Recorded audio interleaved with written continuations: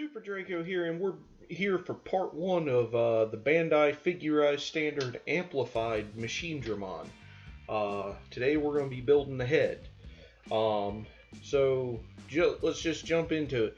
Machinedramon was a villain from the anime Digimon. And in 2022, I would have thought it'd be weird to be talking about Digimon, but then again, Adventure had a reboot in 2020, and it wasn't terrible, but it had its moments where it was not great. Anyway, in the original series, Machinedramon, or I believe in Japan he was originally called Mugendramon, was one of the Dark Masters that took control of the digital world while the Digidestined were back on Earth dealing with Myotismon. Obviously, as his name implies, he's a machine-type Digimon. He's a combination of parts from the mechanical parts from a series of cyborg ultimate-level Digimon that somehow fuse into a mega-level Digimon, which I never quite understood how that worked, but besides the point. So, first up, the head. The head combines the lower jaw of Metal Tyrannomon and the upper head cover of, I believe it's Magnadramon, or Magnadramon? I don't know, I've heard it pronounced like 15 different ways. Now, before I go too deep in this video, I'm still getting over COVID. I'm going to try to power through this video and try not to cough too much. So if you hear breaks in the audio, that's me cutting out periods where I'm coughing. Now, credit to this kit's designer, because they included those silver foil stickers, and you typically put them behind the clear red pieces.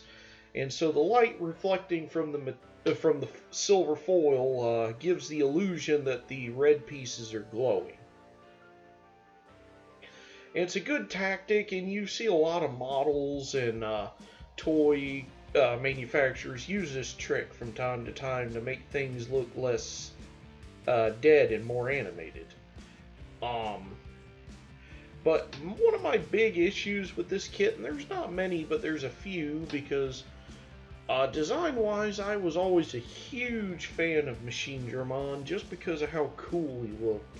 He had that certain Frankenstein stitched-together quality, but also he had that industrial design quality that like he was always meant to be, but I just don't think that when they were designing him, this was they ever considered this at the design phase of the rest of the cyborg Digimon that made him up. It's always possible, but I just doubt it. Now, if I remember right, in the anime, his origin was never explained, how he came to be or anything, so most of the stuff about his origin is from the card game, where most of Digimon originated, because I think it started as a card game and then turned into an anime, but I could be wrong. It's very possible. Now, one of my big issues with this is just the head. In most media with Machinedramon, you see the head depicted either with the eyes glowing red, or just with empty black sockets, and I actually think that fits the aesthetic of this a little more, because the designer, he went the extra mile to give you these eyepieces that go in there, and that he's got that little tiny Terminator eye. So he's got a little red eye, you can see it, how it can move around and stuff, and it's a really cool detail, and I genuinely appreciate what the designer's going for with it. But I think it kind of clashes with Machinedramon. I mean, just the big hollow eyes, I just think are more disturbing than him having the glowing red Terminator eyes. But I think that's splitting hairs, getting into my personal preferences, and discussing art direction. Apologies for sniffling. May just leave the coughing in. I hadn't decided yet. I have one other amplified kit. I have the Metal Greymon, the original stylized one. And that's kind of why I wanted Machinedramon, because in the original anime and the reboot, Metal Greymon and Machinedramon, or Machinedramon, whichever you want to call him, they were presented as opposites.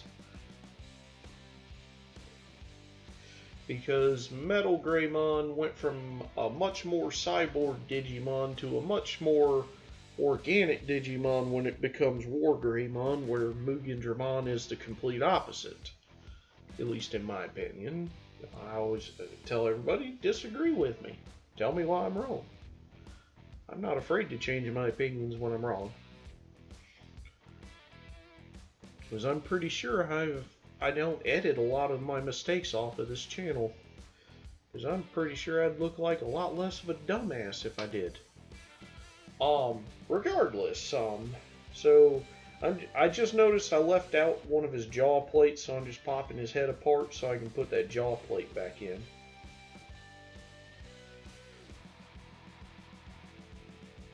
Because this is a detail that I thought was really cool, is that he's basically got these mechanical dentures inside these empty head plates, which, going into what I said before, it just makes him seem so creepy, and I think I love it. And I think part of that creepiness is also that machines trying to imitate organic living things are just, our brain just perceives them as being creepy. Now, coming up here, I run into one of my other flaws with this set, and that is the sticker sheet. The quality on the, I'm not sure, I think it's wax paper or something underneath it, leaves a lot to be desired, because peeling one of these stickers off, the backing came with the sticker, so there's a whole adventure for me to get that backing off so I can continue the build.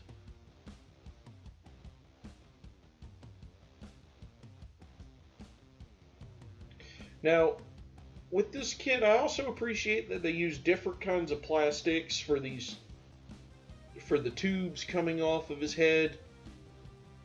They also include, and here's where I'm going to fast forward struggling with this. I'm just trying every trick I know to finesse it, and then I just grab the other one. Because I'm going to have to deal with that, but I can at least get this one done now. But yeah, so the tubes coming out of the head are of a flexible material, so although they do kind of interfere with his articulation a little bit, but not drastically. But with a kit like this, I'd argue articulation isn't your end-all be-all.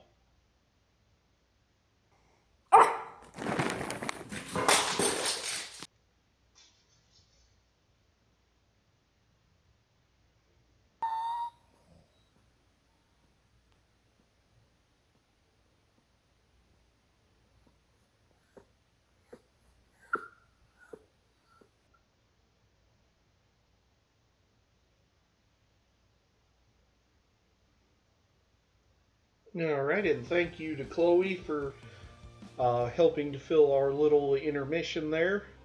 So I've got sticker free. No good tutorials I can give you for doing that.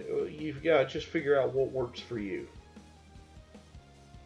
Now there is one thing about this kit that I found both puzzling but kind of impressive, is for the neck and the tail they include wire. And that's nothing out of the ordinary. Bandai's included wire bits with Gundam kits and a variety of other models. The strange thing though is the sheer gauge of wire they included. Because normal wire you can cut with your nippers, no problem. I wouldn't recommend doing a lot of it. But this wire, on the other hand, is some of the heaviest gauge wire I've ever seen come with a model kit before. And as you'll see, before I got to building this, I went and grabbed my actual my actual side cutters from my toolbox.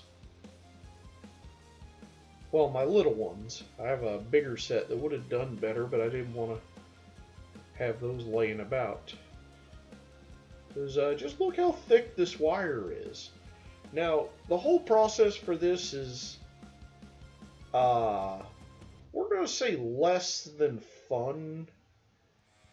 But the trick is once you get it, you want to keep the ends of it, as you run them through, you want to keep the ends relatively the same length.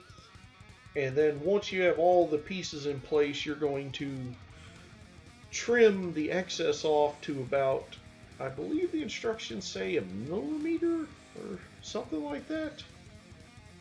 But yeah, just getting these all the way through this piece, I really thought I was going to snap this piece. There's probably a way smarter way of doing this, and I was just going to power through it and do it the bullheaded way.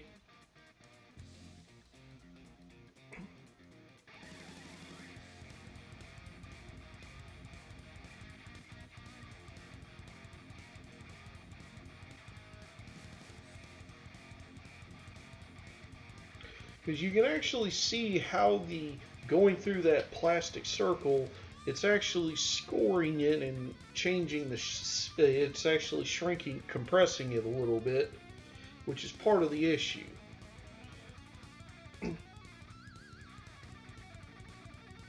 Now the advantage to this is instead of having the neck being a series of ball joints, you get that nice cable detailing without losing articulation. But also, the wire's own strength becomes the stability in the neck.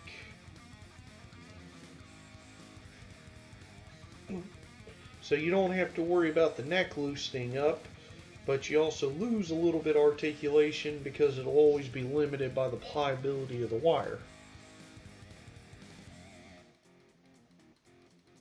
And there's where I started to actually work smarter and not harder until I got to this point where I'm just going to end up using nothing but pure muscle.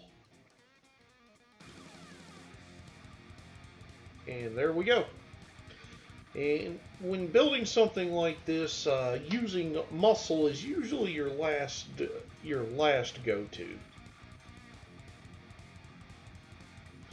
But either way, we got it.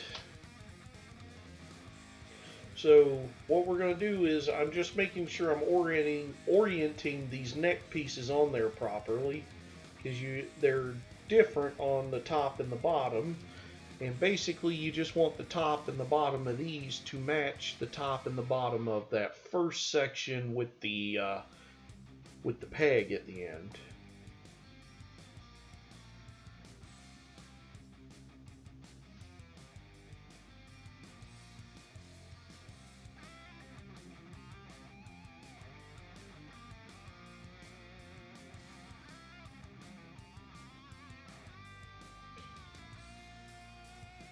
Now, you don't want his neck just segmented, stuck together just perfectly like that. But just for getting everything attached, that's okay.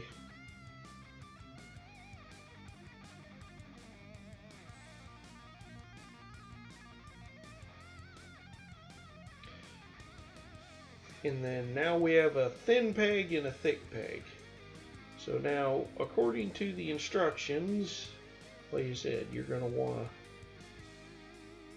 make sure that this is nice, that the wire isn't sticking out of that plug at the end. And then you're going to trim this to a specific length and then fold it inside and lock the neck together.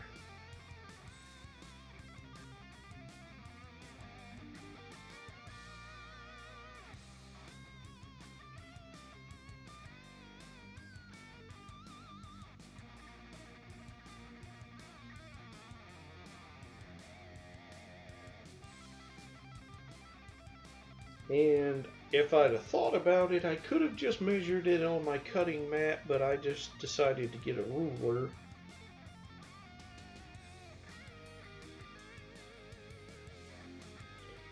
And then I'm going to bring in my heavy duty cutters.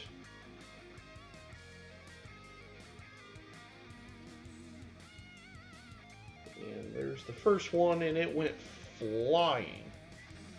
I did find it before Chloe managed to acquire it and try to eat it, which is good.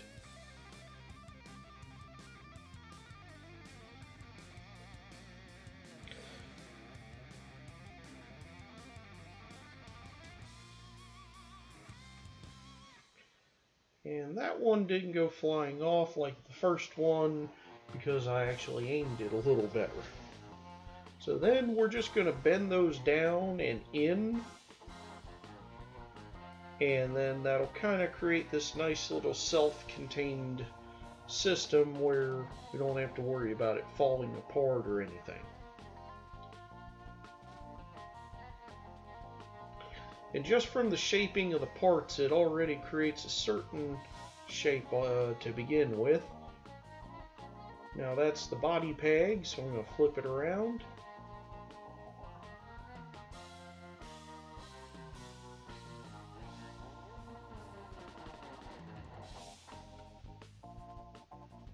And there we go. And so now you get this neck that looks pretty good. Thanks for watching. I'll see you for part 2.